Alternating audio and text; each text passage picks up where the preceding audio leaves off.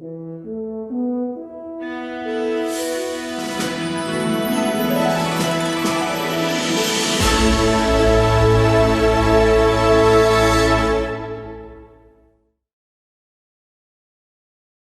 little while ago, I did a video outside, sort of outlining what I was going to do for the day, which is take images of flowers with my macro lens and see how close I could get, see if I get anything interesting as far as colors, details, and that kind of stuff, shooting macro. I have not shot macro with this camera or this lens, so this is going to be all a new thing for me today.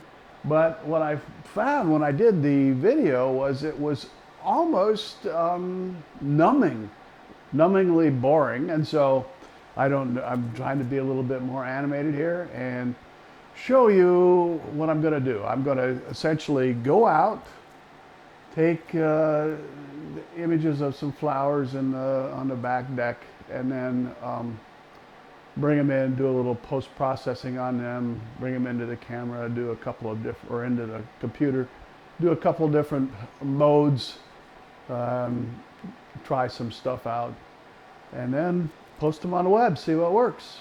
Anyway, I'm just trying not to be quite as boring as I was in the last movie that hopefully I will be the only one that ever sees. So off we go. My project of the day. These are the two plants that I'm going to shoot. I'll try this one first. Maybe see if I can zoom in on the single little red flower right here. And then and there's Sunny. Hello, Sunny. I'll come over here and take a look, see if I can't get in close to these flowers. And maybe, I don't know, I'll have to see if I can do this ladybug. Anyway, that's my project for the day.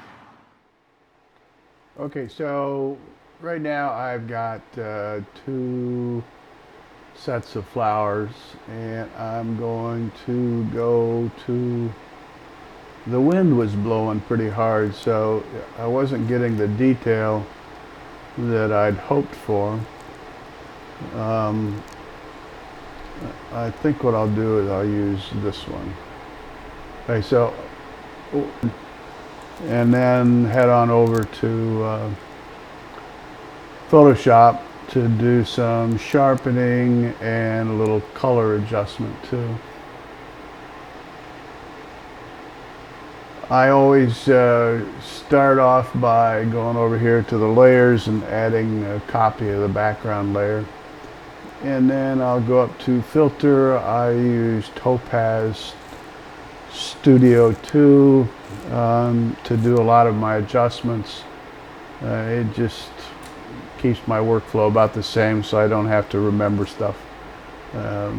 And they have a good artificial intelligence sharpener.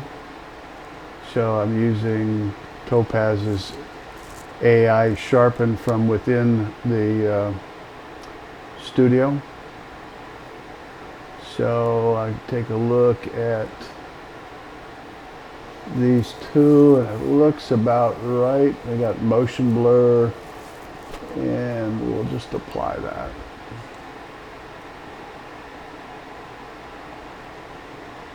Okay, so that, I don't think it over sharpened it. I think it did okay. I'm going to go up here. I'm going to go to artistic looks, and I want to add a little blur, and I know from experience that I could add a little blur and a little painterly by going to Happy Little Trees. Now it adds a lot of blur, and you can see it took away some of the sharpening, so I'm going over here, I'm going to bring it down to about 35%. and that's going to allow me to save some of the small stuff in the center. And the edges, I might bring it down a little bit more.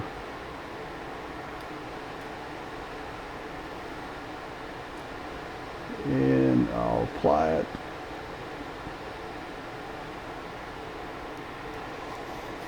So it's not too terribly heavy. Flatten it. And then close it, saving it. Going back to Lightroom, there it is. There's the original. Not a huge difference. Some might say that this original image is actually better, and I can't see some of the detail, but if I go back to develop, let's make this a square. Bring it in a little bit, leave just a little of this red edge in there. We'll bring this up.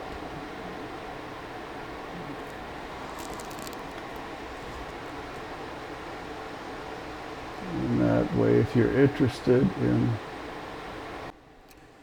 And then, just for grins, I'm going to add 2 more images. They're actually the same images with different crops. Just to show you a little bit more about what the lens can do. This is the flowers behind me. I hadn't actually shown them in the video. They're behind me.